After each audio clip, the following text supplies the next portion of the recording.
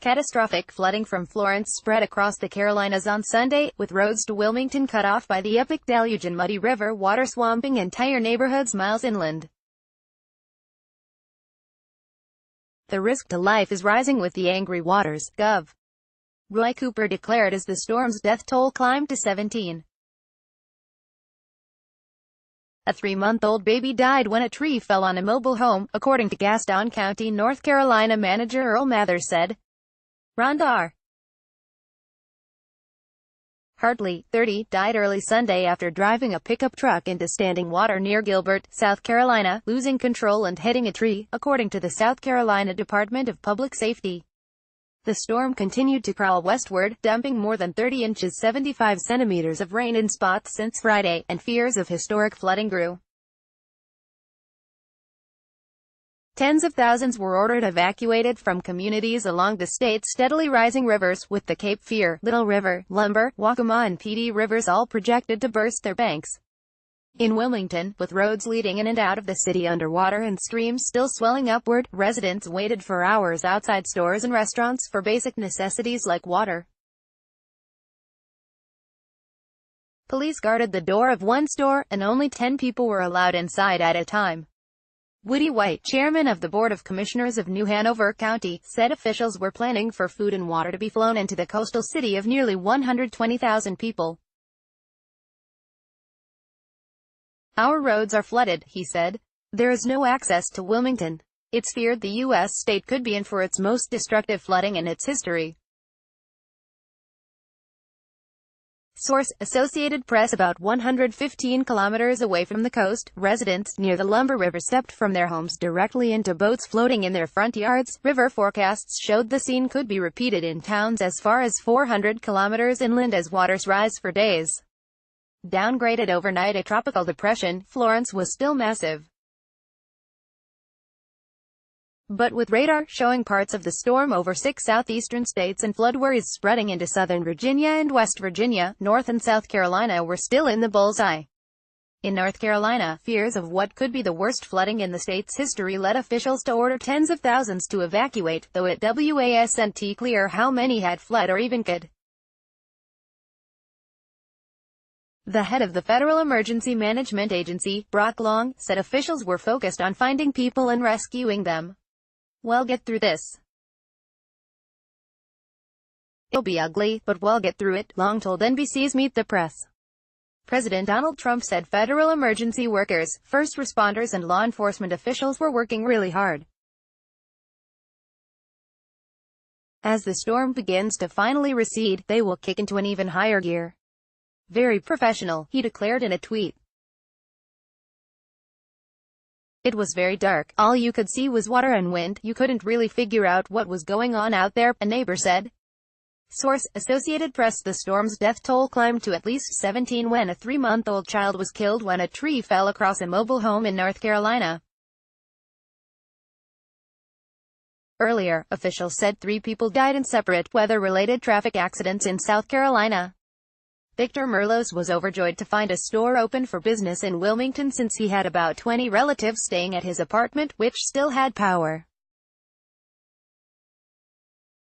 He spent more than $500 on cereal, eggs, soft drinks and other necessities, plus beer. "I have everything I need for my whole family," said Merlos. Nearby, a Waffle House restaurant limited breakfast customers to 1 biscuit and 1 drink, all takeout, with the price of $2 per item.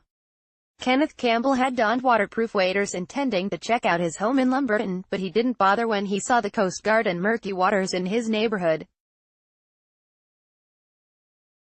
"I'm not going to waste my time. I already know," he said. As rivers swelled, state regulators and environmental groups were monitoring the threat from gigantic hog and poultry farms located in low-lying, flood-prone areas. The industrial-scale farms contain vast pits of animal feces and urine that can pose a significant pollution threat if they are breached or inundated by floodwaters. In past hurricanes, flooding at dozens of farms also left hundreds of thousands of dead hogs, chickens and other decomposing livestock bobbing in floodwaters.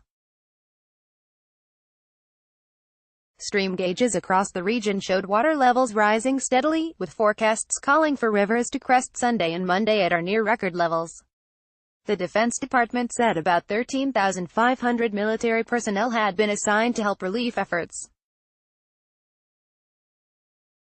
Authorities ordered the immediate evacuation of up to 7,500 people living within 1.6 kilometers of a stretch of the Cape Fear River and the Little River, about 160 kilometers from the North Carolina coast.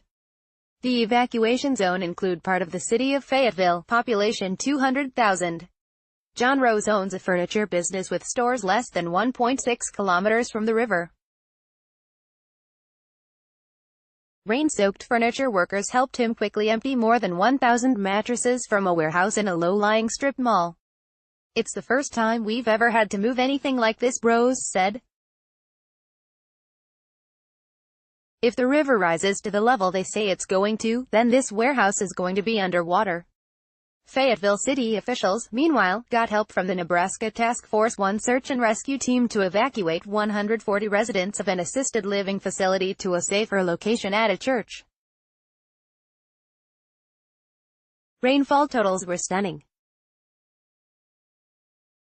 In Swansboro, North Carolina, nearly 85 centimeters of rain had fallen by Sunday afternoon, and 20 other places in North Carolina had at least 20 inches, according to the National Weather Service. Another 30 sites in Northern Carolina had at least 25 centimeters. Water on the Cape Fear River near Chinkapin got so high that electronic instruments used to monitor flooding quit working after it became submerged, the U.S. Geological Survey said. The same thing happened on the Trent River.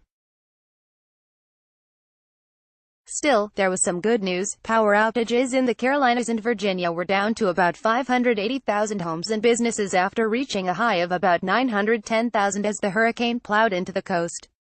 Utilities said some outages could last for weeks. In Goldsboro, North Carolina, home of Seymour Johnson Air Force Base, roads that frequently flood were already closed Saturday by rushing water. Dozens of electric repair trucks massed to respond to damage expected to hit central North Carolina as rainwater collected into rivers headed to the coast. Duke Energy said heavy rains caused a slope to collapse at a coal ash landfill at a closed power station outside Wilmington late Saturday, but there was no indication contamination had drained into the nearby Cape Fear River. Company initially estimated that about 2,000 cubic yards, 1,530 cubic meters, of ash were displaced at the landfill, enough to fill about 180 dump trucks. Sheehan said that estimate could be revised. Near the flooded-out town of New Bern, where about 455 people had to be rescued from the swirling flood waters, water completely surrounded churches, businesses and homes. In the neighboring town of Trenton, downtown streets were turned to creeks full of brown water. The rain was unrelenting in Cheraw, a town of about 6,000 people in northeastern South Carolina. Streets flooded and Police Chief Keith Thomas warned people not to drive, but the local food and gas store had customers. "As you can tell, they're not listening to me," he said.